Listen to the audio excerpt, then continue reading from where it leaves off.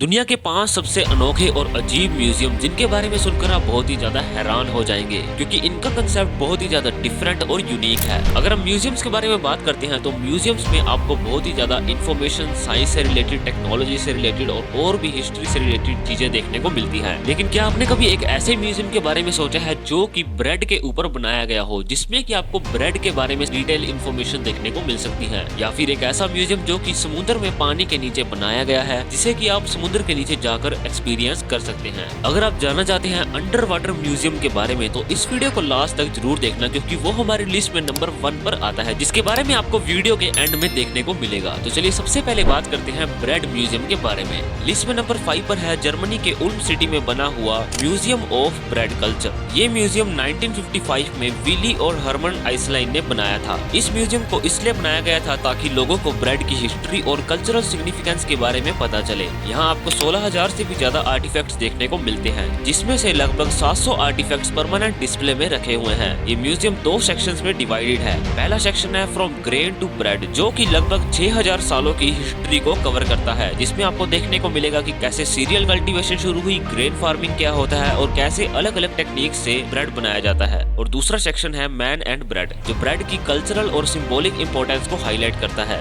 यहाँ आप देख सकते हैं कि ब्रेड का रिलीजियस ट्रेडिशंस में क्या रोल रहा है।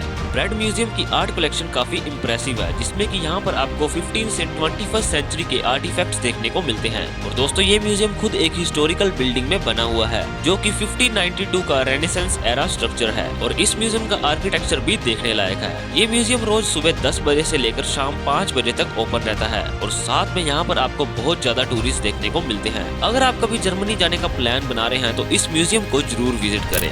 लिस्ट में नंबर 4 पर है international UFO museum and research centre, जो कि न्यू मैक्सिको की रोसवेल सिटी में बना हुआ है। रोसवेल सिटी न्यू मैक्सिको की एक ऐसी जगह है जहां पर 1947 में एक ऐसी घटना हुई थी जो आज भी एक रहस्य बनी हुई है, और इस रहस्य को समझने के लिए यहाँ पर ये रिसर्च सेंटर बनाया गया था, जिसको कि आज म्यूजियम के रूप में भी देखा जाता है। 1991 में इस म्यूजियम को बनाया गया था और इसका मोटिव था रोसवेल इंसिडेंट और अन्य यूएफओ घटनाओं पर रिसर्च करना और इसके बारे में जानकारी लेना। ये म्यूजियम एक 1930 के समय के पुराने मूवी थिएटर में बना हुआ है। यहाँ आपको Roswell incident, crop circles, area 51, astronauts और एलियंस जैसे ट्रेंडिंग टॉपिक्स पर डिटेल्स देखने को मिल सकती हैं। इस म्यूजियम की रिसर्च सेंटर लाइब्रेरी में 7000 से भी ज्यादा किताबें, 30,000 से भी ज्यादा मैगजीन्स और 1500 से भी ज्यादा डीवीडीज हैं, जिसमें आपको एलियंस के बारे में बहुत ही ज्यादा इन्फॉर्मेशन देखने को मिलती है। इस म्यूजियम में हर साल हजारों की संख्या में लोग आते हैं, और सबसे इंटरेस्टिंग बात यह है कि यहाँ पर आने वाले विजिटर्स यहाँ पर रिसर्च सेंटर में भी पार्टिसिपेट कर सकते हैं। ये म्यूजियम रोसवेल सिटी में उस जगह बना हुआ है जहां पर 1947 में एक ऐसी घटना हुई थी जिसे देखकर सभी हैरान हो गए थे।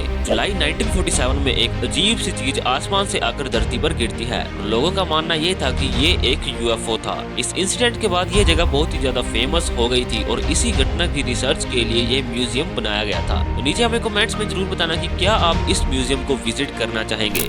लिस्ट में नंबर 3 पर है म्यूजियम ऑफ डेथ, जो कि अमेरिका के लॉस एंजलिस सिटी में बना हुआ है। 1955 में जेडी हेली और कैथरीन शुल्ट्ज ने इस म्यूजियम को बनवाया था। ये म्यूजियम पहले सैन डिएगो सिटी में बनाया गया था, जिसे कि 1999 में लॉस एंजलिस सिटी के हॉलीवुड बॉलीयार्ड में शिफ्ट कर दिया गया था। यहाँ पर आपको क्राइम सीन, फोटोग्राफ्स, मोर्टिशियंस के इंस्ट्रूमेंट्स और सीरियल किलर्स के लेटर और आर्ट वर्क्स देखने को मिलते हैं। साथ में यहाँ पर एक एग्जीबिशन में फ्रेंच सीरियल किलर हेनरी लैंड्रू का कटा हुआ सिर भी देखने को मिलता है। और इस म्यूजियम में सबसे ज्यादा इंटरेस्टिंग चीज जो कि देखने लायक है वो है जैक केवोर्कियन द्वारा बनाई गई ओरिजिनल सुसाइड मशीन। इसका नाम था थैनाट्रॉन, जो कि 2014 में इस म्यूजियम में रखी गई थी। इसके कारण बहुत ज्यादा विजिटर्स इस म्यूजियम में आते हैं। अगर आपका दिल मजबूत है और आप इस अनोखे म्यूजियम को एक्सप्लोर करना चाहते हैं तो इस म्यूजियम का एक्सपीरियंस आपको जरूर करना चाहिए। चलिए अब बात करते हैं एक ऐसे म्यूजियम के बारे में जो कि अपनी अनोखी आर्ट के लिए जाना जाता है। लिस्ट में नंबर 2 पर है the museum of bad art, जिसको कि मोबा के नाम से भी जाना जाता है, जो कि अमेरिका की बोस्टन सिटी में है। जब हम म्यूजियम्स के बारे में बात करते हैं तो म्यूजियम में ज्यादातर अनोखी और शानदार आर्ट्स देखने को मिलती है, लेकिन ये म्यूजियम बिल्कुल ही अलग है, जिसमें आपको ऐसी आर्ट्स देखने को मिलेगी जो इतनी बुरी है कि वो अपने आप में एक कला मानी जाती है।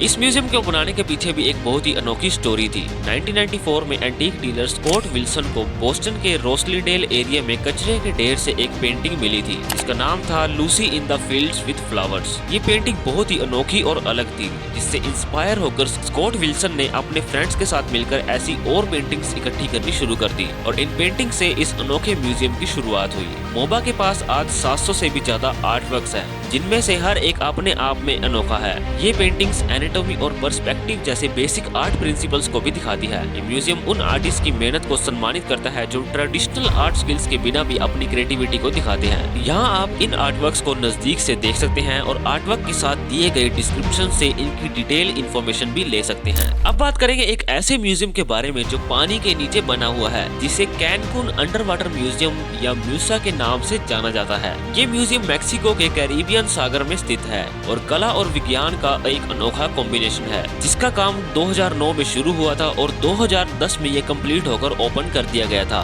इस म्यूजियम को बनाने के पीछे उनका मकसद था, जो विजिटर्स होते हैं वो प्राकृतिक कोरल रीफ्स को नुकसान पहुंचा रहे थे और उनका ध्यान एक नए आकर्षण की तरफ लगाया जा सके। इस वजह से उन्होंने पानी के नीचे मूर्तियों की एक गैलरी बनाई जो समुद्री जीवों के लिए एक नए घर की तरह भी काम करती है। आज मूसा में 500 से भी ज्यादा मूर्तियां हैं जो 3 अलग अलग गैलरीज में बंटी हुई है। इन मूर्तियों को समुद्र में 9 से लेकर 20 फीट तक की गहराई में स्थापित किया गया है। इस म्यूजियम की सबसे फेमस अट्रैक्शन है द साइलेंट इवोल्यूशन, जिसमें कि आपको 450 से भी ज्यादा ह्यूमन लाइक मूर्तियां देखने को मिलेगी, जो कि समाज के विभिन्न वर्गों को दिखाती है। इस म्यूजियम की सभी मूर्तियां pH न्यूट्रल मैरीन कंक्रीट से बनी हुई है, जो कि समय के साथ साथ ये मूर्तियां आर्टिफिशियल रीफ्स में बदल जाती है, जो विभिन्न प्रकार के समुद्री जीवों को आकर्षित करती है। अगर आप इस म्यूजियम का एक्सपीरियंस करना चाहते हैं तो आप स्नॉर्कलिंग, स्कूबा डाइविंग या फिर ग्लास बॉटम बोट टूर्स के माध्यम से इसे देख सकते हैं, क्योंकि कैनकुन नेशनल मैरीन पार्क का पानी इतना ज्यादा साफ है जिससे कि आप अंडर वाटर गैलरी को आराम से देख सकते हैं। दोस्तों, हमें कमेंट्स में जरूर बताना कि क्या आप इस अंडर वाटर म्यूजियम को देखना चाहेंगे।